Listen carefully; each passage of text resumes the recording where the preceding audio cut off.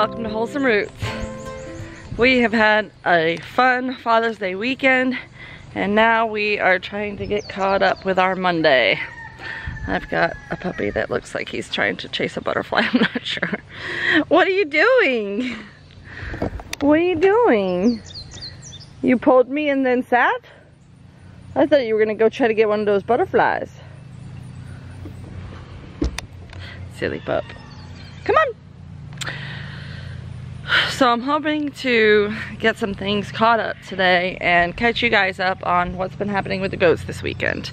We've had kind of a few scares and difficult situations, but they're all okay now, I'm thinking.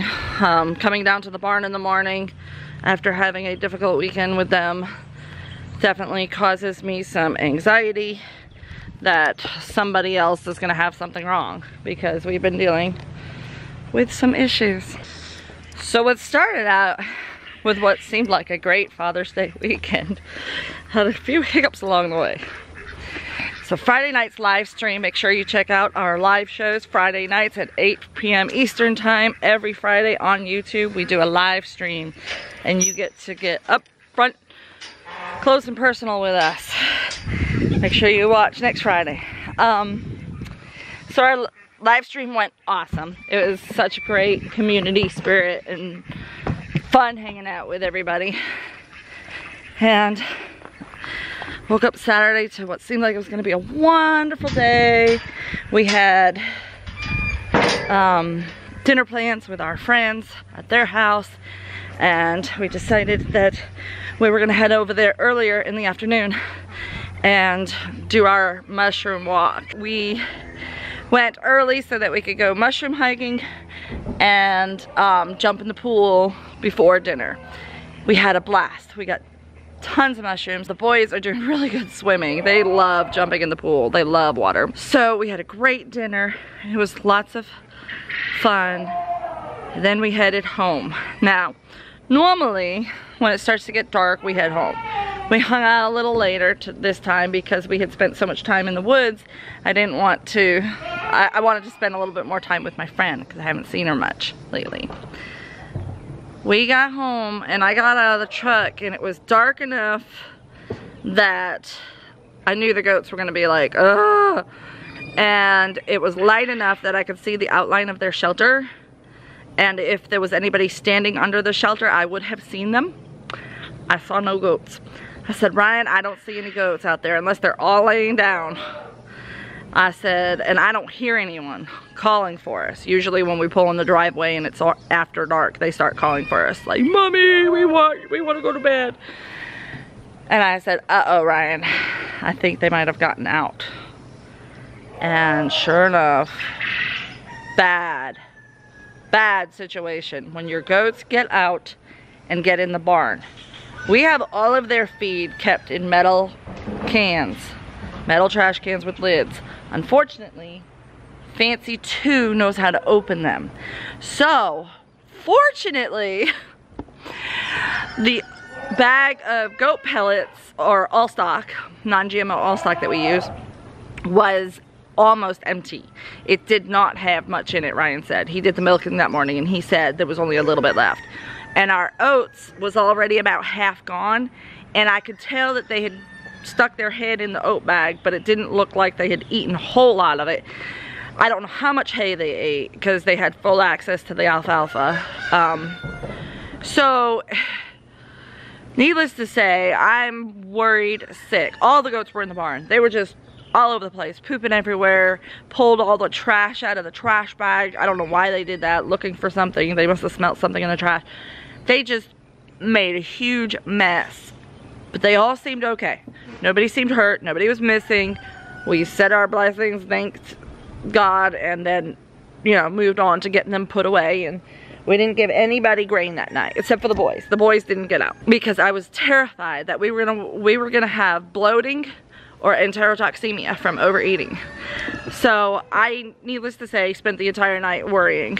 And when we got up in the morning, sure enough, we had 3 goats with diarrhea and 1.5 with bloat. Yes. So everybody's okay now.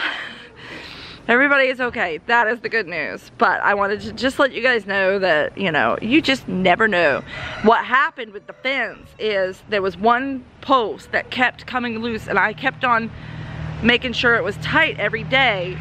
Well, apparently it got loose enough that they were able to knock down that post and go right out into the pasture. So it looks like they went out into the pasture, they got in the garden, they ate our blueberry bushes. I mean, it must have been light when they got out, because they had eaten a whole bunch of stuff in the garden, in the yard. You know, you could tell they had been busy out there before they came in and found everything else. So they definitely overate in the pasture and garden, which could have been enough to lead to the diarrhea and the bloat that we did see. So, sweet fancy girl here is up on the milk stand, but not because I'm milking her, but because she wanted her grain, which she just finished while I was filming. So she wants out now. You sweet girl. So anyway, she had diarrhea, which you guys know, fancy girl is like my soulmate in goats. So I was terrified, but she's fine now. And the only thing that happened is she's up on the milk stand, but I didn't milk her because her milk is super low. So she did get dehydrated enough that her milk production dropped dramatically. So I was actually more worried about Perky and his ability to nurse than getting milk for ourselves or her. She seems very spunky, and you know, she didn't seem to feel sick at all other than the diarrhea. But she had a definite drop in milk from not having enough fluids in her system. So we didn't milk Fancy the last couple of days because we wanted Perky to have every last drop of that milk. So that's something to keep in mind. If you have a goat that has diarrhea, they are going to be more dehydrated and their milk production could go down dramatically. Perky did seem like he was super hungry. He was constantly trying to get milk out the entire time she had the diarrhea. So luckily she had enough milk to keep him satiated and thrive, and he's fine now. And her milk is already starting to come back, but it's still, he's still catching up. So I'm letting her keep it all for him today. We'll reevaluate again in the morning. If her udder seems full, we'll go ahead and milk her. But everybody else seems good too. Fluff and Udder had started to have diarrhea just before this happened, and he seemed like it was improving when this happened, and so now he's kind of had a backslide. And I think his is overeating green lush. I see him stick his head out the fence and eat all along the edge. So he's small enough that he can reach to a lot more vegetation than the other two bucks. So that's what I'm thinking with him. And then who was the other one? Oh, Hearts. Hearts had diarrhea, y'all, and you don't even know how much that scared me. She stayed perky as all get out the whole time, and she's doing better now. So her health is definitely improving. Whatever her injury was is definitely healing, because for her to bounce back the way she did from diarrhea, it was just so surprising and grateful. I was just like, thank goodness. That yelling is nothing to do with a sick goat. It scared the crap out of me when I came in this morning thinking somebody had enterotoxemia for yelling like that. No, that's Daisy Mays in heat. She wants a boyfriend. She cannot have a boyfriend yet. She kidded in November, so I don't want to breed her yet. I want to breed her in the fall.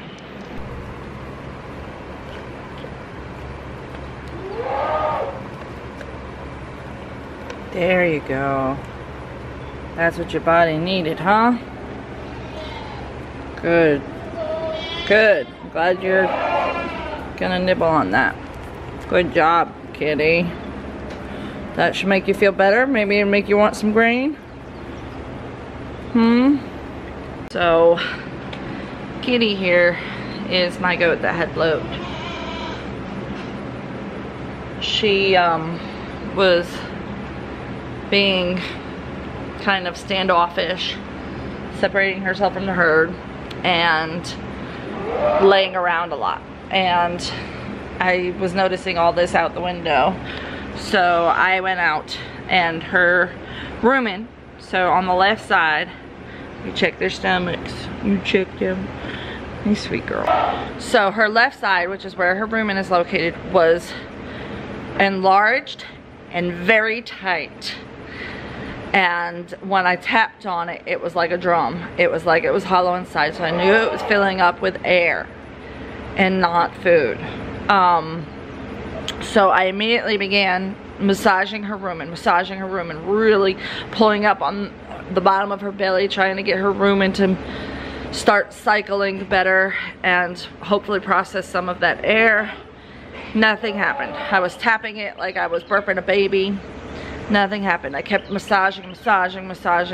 No burps came out. Whereas with Rosemary, she also was exhibiting signs of bloat, but it was minor. And when I started tapping her belly and massaging her rumen, she started burping like crazy. So she got out a bunch of burps and then started acting normal. So I caught her right at the beginning, and hers wasn't as severe. Kitty, I walked her around. I tried lifting her legs up high and massaging her rumen. I did all of the things that I know to physically do if she wants more baking soda. See that? She just reached over and grabbed the baking soda box. So what I was going to tell you is the proper treatment for bloat. Most people think that they're supposed to drench the goat with baking soda when they have bloat. That's actually not considered the right method anymore. That is an old standard that people used to use, but it can actually cause more issues. Goats produce their own bicarbonate in their rumen. They don't need free choice baking soda all the time. Baking soda can help after the rumen has been shut down for a little bit when they have had bloat or other issues. So it's good for the healing part after the issue is cleared up. So that's why I'm offering it to her now. What we did do is I took, now this may sound funny, but I took 3 human gas X tablets, the chewable kind, and I smashed them up and gave them to her. And I did a ½ a cup of oil, drenching. So oil is what helps break up the gas. Gas X helps break up the gas. Baking soda doesn't do that. Sometimes just forcing something down their throat, if you're syringing baking soda down their throat, it seems like it helps because forcing something down their throat stimulates the rumen, stimulates them to burp. So anything being squirted down their throat could prove to start breaking up the gas. But oil and gas X are the only 2 that I have seen very effectively used in all goat herds for every situation with bloat. And not always. I mean, you know, there's some situations where the bloat's so bad it doesn't work, but it did work. She, by that evening, had deflated like a balloon. The balloon was gone. And she was feeling better and acting normal. Now this morning, she's not eating her grain. So she's possibly needing the baking soda now. So that's why I added the baking soda now to her grain as an offering if she wanted it. And she did eat it. So there's a good chance that she did need it. And hopefully that'll get her feeling better so that by dinner time she'll want to eat her grain. But she's acting normal otherwise. She's eating her hay. She's, you know, so she seems to be okay. I'm going to keep a close eye on her considering she did just experience a case of bloat. Oh my goodness, y'all. This little girl is a troublemaker. I just brought all the girl goats out. See how they're behaving up there, eating their hay. This one took off for the buck pen. She came down through here where you see Rocky is. So when I was bringing them up that way, she made a beeline right through here to get to the boys. Rocky got away from me and is in there, but I'll get her in a minute. This is the girl I want to get. Daisy Mays. Daddy says we should breed you. Daddy says we should. He said to put you in there. What do you think? I know that's what you want, but I wanted to wait till fall to breed you. I mean, 6 months is the minimum that you want to wait, but it's better to do it a year apart. So I don't want to stress her body out. I'd rather wait and Well, I suppose if I did it now, it would be a year when she kidded again, wouldn't it? Oh man, decisions. Well, I just don't want to breed her right now. I want her to be a winter spring kidding, not a fall kidding. So we'll get her put back with her friends, and hopefully she behaves and stays there and doesn't do anything dangerous or dumb. No, no, no, no, no. I let you go because it was single file. You couldn't get through that way. I guess I won't let go of your collar. Like, seriously. She wants that boyfriend. Rocky is a good girl, hopefully, and will stay with us. Oh, she's running now. Now stop, now stop, now stop. Whoo, girl. Titus, no barking at the goats. There we go. Jeez. Come on, Rocky. Yes, you. You little ears. Come here, baby. Rocky's usually pretty good. Usually. She's like, yeah, but I want to eat some more. She does tend to be the one that lingers.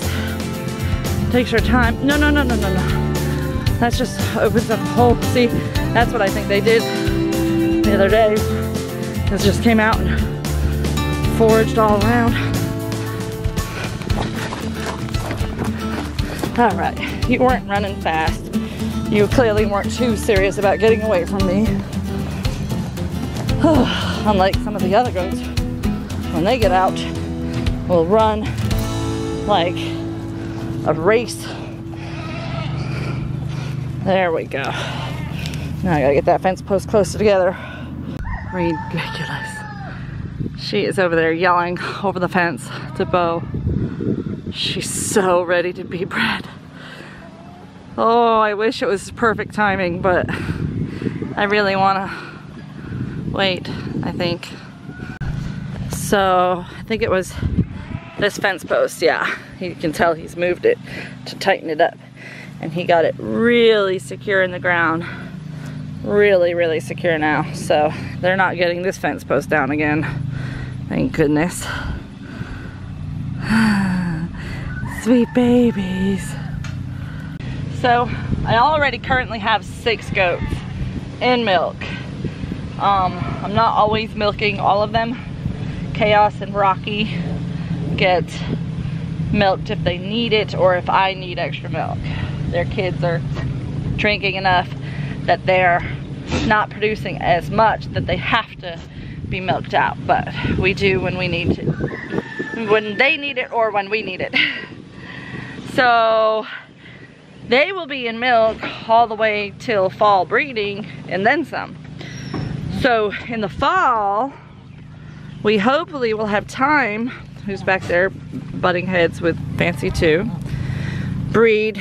We bred her just recently so that she will be kidding on October 15th, we think. And then Rosemary was being major in heat the other day, so we've had her breed with Fluffernutter for a November 12th due date. So that's 2 more does coming into milk as first fresheners in the fall. So I don't need more than 8 in milk, that's for sure. So we're gonna hold off, even though there's some girls showing the need to be in breeding. I'm gonna hold off. So my plan right now is to start breeding in September for February, March kidding. Starting in September because last year I started in October because I wanted April, May babies. Is that right? No, I wanted March, April babies. And no,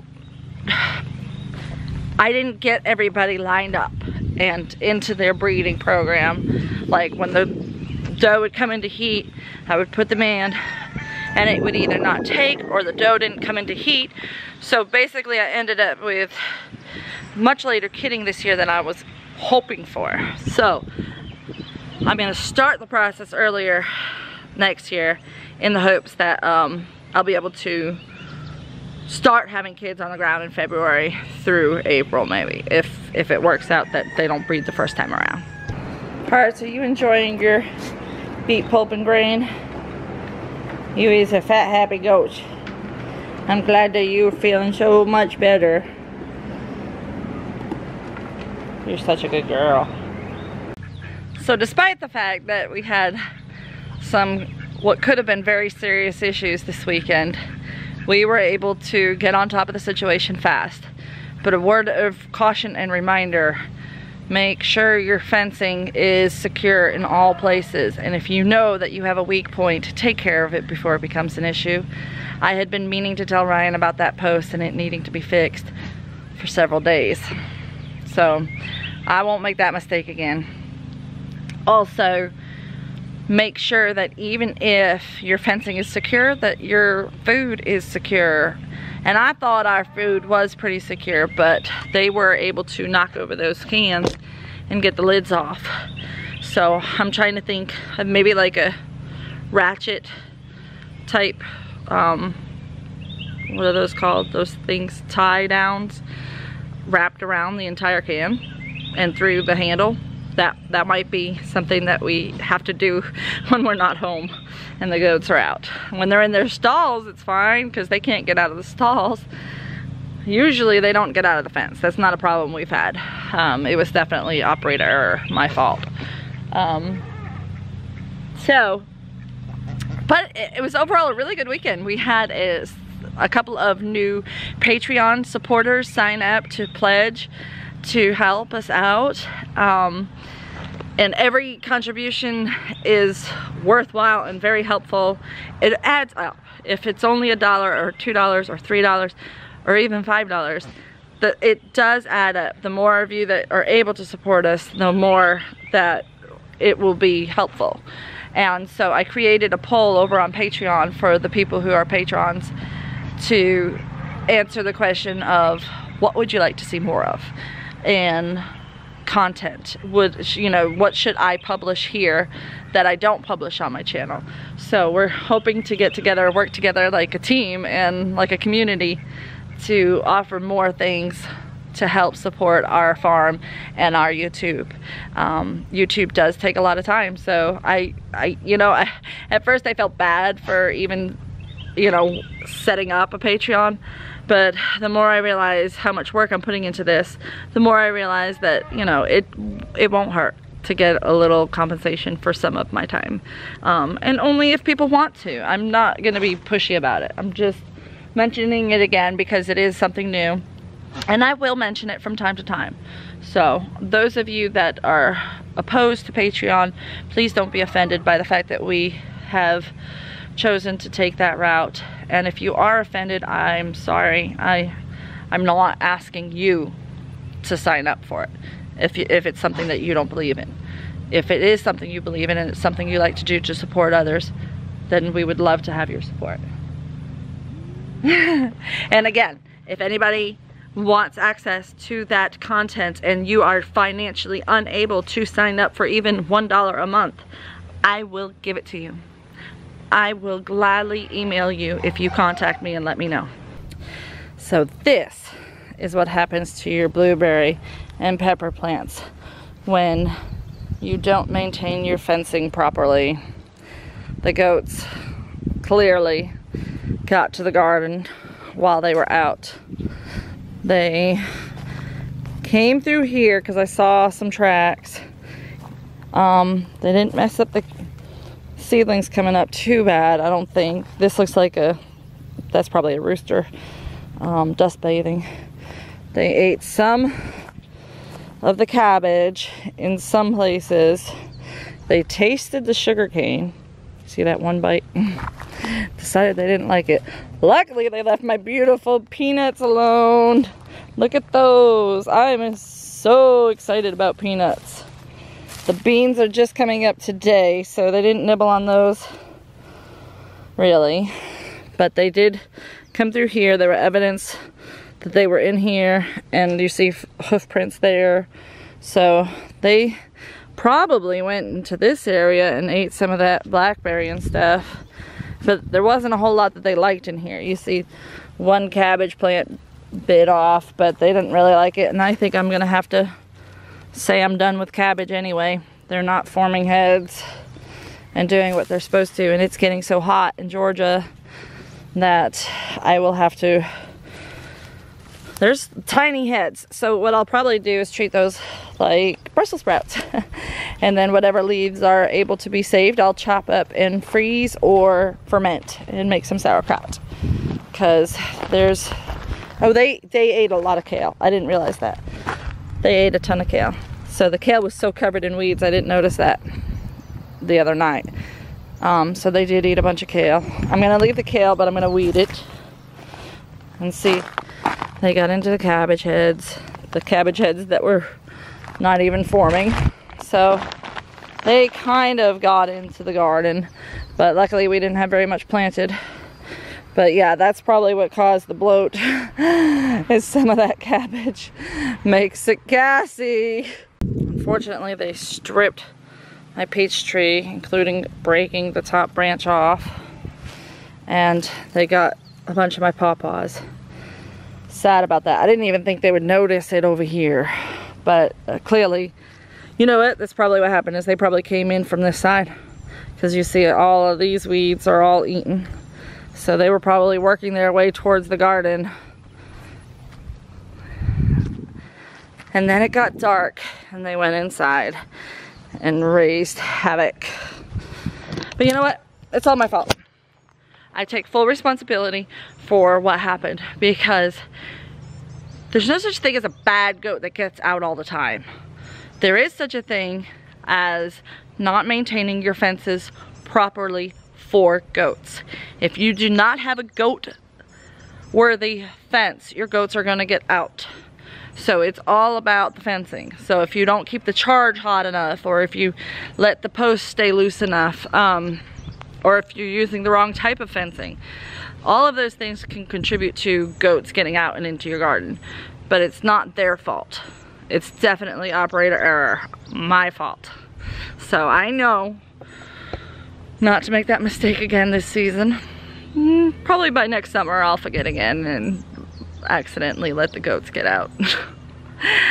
But this was so scary, hopefully I won't ever forget and I will keep them safe. Well, I wasn't gonna bring this up, but I feel like I have to, just in case any of you saw the comment on our last video.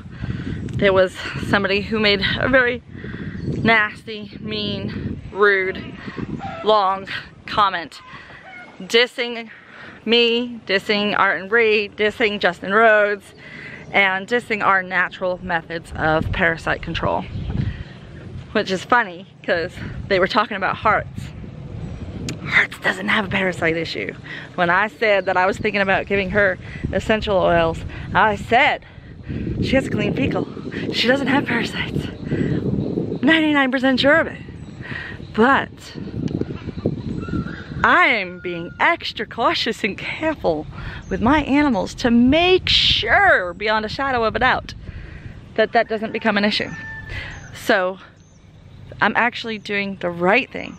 So going to the vet and getting chemical dewormers is not the answer, my friend. Not at all. I am sorry that you feel that way, and I am sorry that my viewers had to read your comment, because you were out of line, and it's not okay for you to talk to people like that. And it is something that I try to ignore when it happens, but I really hope that you do learn from your mistakes, and that you know that what you said was wrong. It was wrong in all aspects, and it was wrong morally. So for you to hope for one of my goats to die because I'm not giving chemical wormers is just a huge display of something wrong in your heart, and I hope that you find a way to fix it. And if any of my subscribers saw that comment and felt like they felt the same, please talk to me about it in a nice, kind way, and I will gladly share anything everything with you about my herd and my parasite control because I was told by the state vet that my herd has the best parasite control in the Southeast, in the top 10% for all sheep and goat herds. Best. Using all natural dewormers. Never used a chemical dewormer yet. I would if I felt I had to, but I would first use my Molly's Herbal. I would second use my essential oils. So I would use all of my natural methods before I would ever make the decision to go chemical route. If I needed to use chemicals, I would. As you guys know, I've used antibiotics now in my herd, and that was something I never thought I was gonna do. But when the time came that I needed it, I certainly would use it. My tomatoes are super sad and pathetic. Look at them, they're so sad and pathetic. But there is a ripe sun gold cherry tomato, or two. Ah! These are one of my favorite cherry tomatoes of all times. I am gonna bring them in to the boys. Rowan doesn't like fresh tomatoes so much, but Liam loves them. So, thank you guys for watching. You know the drill. Check us out on Patreon. Check us out on Facebook. Check us out on Instagram, Twitter, pretty much anywhere. And we'll see you next time on Wholesome Roots.